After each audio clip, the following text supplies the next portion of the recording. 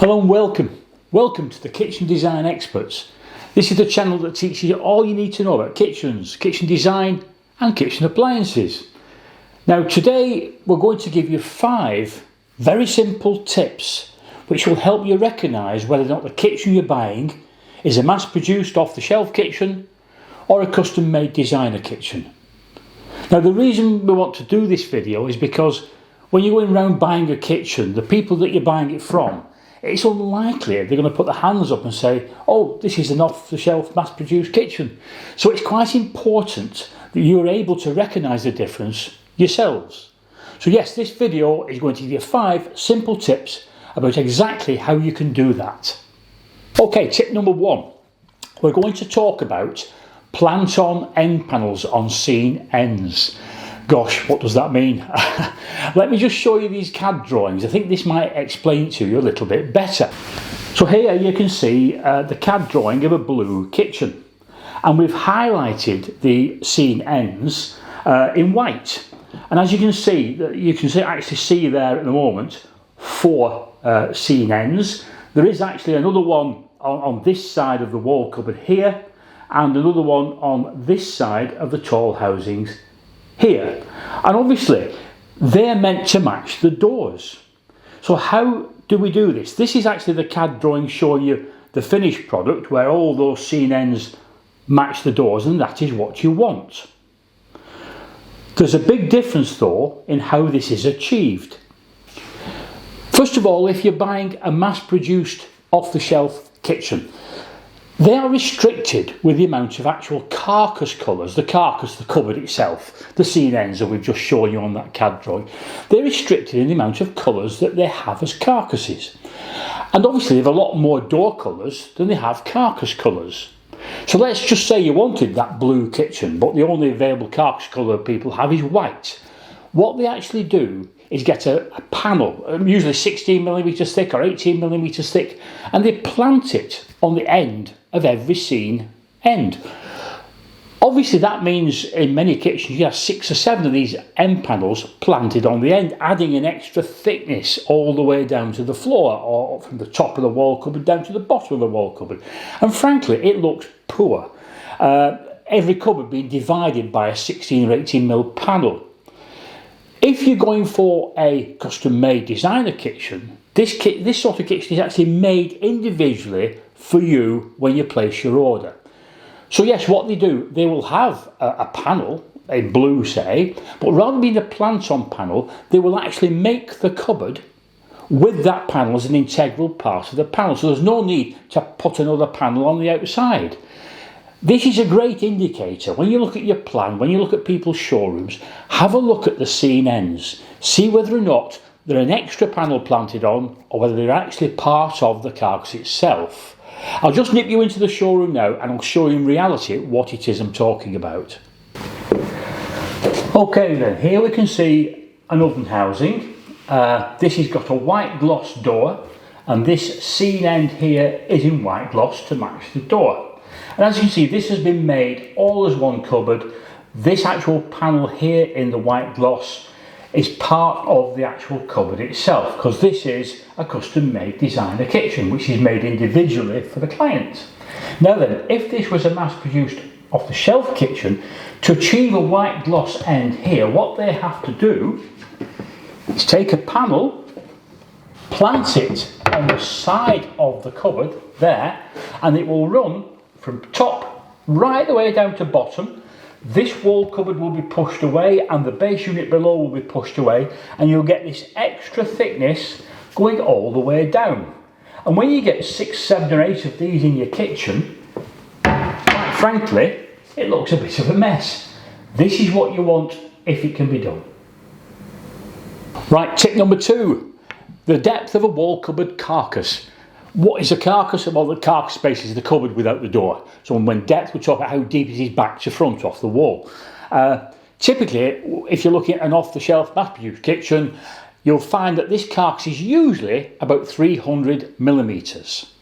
Now the back of that cupboard inside is generally set in a little bit, and the back has a thickness to it, so that the interior side, how much you can actually put in the cupboards, is less than 300mm. And in many cases you cannot fit a standard sized dinner plate into those wall cupboards. Now again, if you're going for the better quality kitchen, you will find that the depth of the carcass is more like 350mm. And in this case, even with the back set in a little bit, you can actually sit a 12-inch pizza plate into these cupboards. And it's not just plates, obviously, it means you've got a heck of a lot more storage for other things as well. Again, I'll just nick you into the showroom and show you what I mean. Alright, here we go. This is a standard wall cupboard. This here is the carcass that I'm talking about, and in this case this carcass externally is 350mm deep. Now I don't know if you can see this, but here the internal size to this point here, taking into account that the back is set in, is 330mm deep. This means you can get extra depth, store extra things inside it. This here is the 11-inch deep frying pan, and as you can see, it quite comfortably fits inside that wall cupboard, and you can shut the door. The key is perhaps take your tape measure to the showrooms, put it on the wall cupboards and check that depth. Failing that, take one of your dinner plates, take that to the showroom and put it into the wall cupboard, and make sure that the door will still shut. It's very important. Now, the reason why there's a difference, why does some people make them 300mm and other people, the better people, make them 350mm, is all the carcass material comes in a big sheet that's a certain size, and you can get more end panels, cupboard end panels, out of the sheet if you cut them to 300mm as opposed to 350. So quite frankly, it's a cost thing. So what should you do? Whenever you go into somebody's showroom to look at the kitchen, take your tape measure and just put it on the side of the wall cupboard. If it's 300mm or so, you're looking at a mass-produced kitchen. If it's deeper, you're looking at something better. Tip number 3. Pull out larder cupboards. Yeah, this seems a bit of a strange one, I have to admit, but really what we're focusing on here is the quality of the accessories in your kitchen. When we say accessories, we mean hinges, drawer boxes, drawer runners, and in particular, pull-out wirework. There are vastly different qualities of these items, and obviously what people normally do is they relate the quality of the item to the quality of the furniture. So if you're selling a cheaper kitchen, the wirework will be cheaper wirework. Conversely, if you're selling a good quality kitchen, you have to put more heavy duty wirework in there to warrant the cost of the kitchen, obviously. So why home in on pull-out larder cupboards? Well, these have to be very robust, because when you pull them out, I mean, let's face it, sometimes they go from floor to ceiling, they're quite tall. When you pull the entire thing out, there's quite a lot of weight in them, so they have to be able to take that weight. Now then, what the question is that you want to ask your designer, do you do a 400mm wide pull-out larder cupboard? Seems a bit random, but you'll find that nearly everybody will do a 300 pull-out larder, but they won't do a 400 because the quality of the actions they use won't take the weight.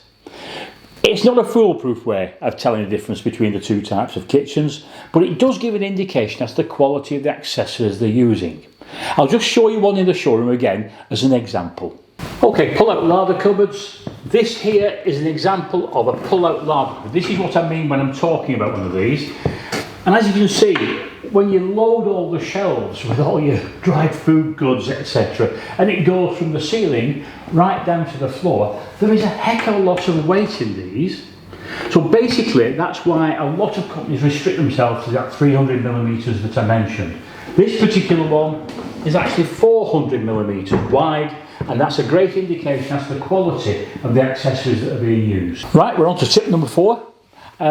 What we're going to talk about now is the varying heights available for your base cupboards. Typically, wherever you go, the actual height of the cupboard itself will be about 720mm, and the plinth, which is the kickboard at the bottom, will be 150mm. Now, the only reason for the plinth is so when you're standing at the worktops, your toes can just go underneath and not kick the cupboard door. But you don't need 150mm for your feet unless you're Shrek or something. You can have a smaller plinth. As I say, it's all wasted space. But virtually every single off-the-shelf mass-produced kitchen will have a 150mm tall plinth. Better quality kitchens will give you a choice, usually 2 or 3 alternative heights, such as you could have a 780mm high cupboard with a 100mm plinth. You can even have an 845mm high cupboard with just a small 50mm plinth. It's that choice that's important, because obviously if you get a bigger cupboard, smaller plinth, you're getting more cupboard space. So again, when you're shopping around for your kitchen, speak to your kitchen designer and ask them, can you have a taller cupboard on a smaller plinth? I will absolutely guarantee you that if they say no, what you're looking at is a mass-produced kitchen. There's no excuse for it. If you're looking at the better people, they're going to give you more than one choice for the height of your kitchen cupboard. And finally, filler panels over appliances. What do I mean by that? If you take any built-in oven, combination oven or microwave, obviously they come in lots of different sizes. Microwaves are 386mm high, ovens can be 600 or 900, and combi ovens can be 450. When you put them into a housing, what a lot of people have to do that only have resource to standard size cupboard doors, the top door doesn't fit perfectly. So what they have to do is put a little adjustment infill panel over the top of your oven or microwave, which will then cut on site to height, so that they can fit all different combinations and heights of ovens and microwaves. And this extra panel at the top, if you look at this CAD picture here, you can see there that the oven housing itself has a little infill panel at the top, and it divides the line. It's not pretty, it doesn't look great, and really this is what you should be looking at. Here you can see a picture where the door comes all the way down to the top of the appliance. Much neater. So basically, when you're looking at people's showrooms, have a look at the oven housings. See how they accommodate the top door over the top of the oven housings. If there's a separate little panel in there, the chances are, once again, you're dealing with an inferior quality kitchen. Now, the other reason that I wanted to make this video is that there's quite a few kitchen companies out there who will try and pass their kitchens off of something they're not. One of the mass-produced kitchens they may say is a custom-made designer kitchen. You'll now be able to recognise which is which, hopefully. They also, unfortunately, try and pass the price off as a better quality kitchen as well. You'll now be able to assess whether or not you're being quoted value for money. And I always suggest you get at least 2 or 3 costs in for your fitted kitchen, and always get one from the higher echelon, the custom-made designer kitchens, and a couple maybe from the off-the-shelf type kitchens, and compare the prices. Now you just don't have to listen to what your kitchen designer says is the quality of your kitchen. Use the items we put on this video for yourself to assess the quality of what it is they're suggesting you have. Hope it's been a lot of help to you. Thank you very much for watching. Obviously, as always, if you've got any comments, bang them in the comments box. We will get back to you as fast as we can. And again, thanks for watching. See you next time. Bye bye.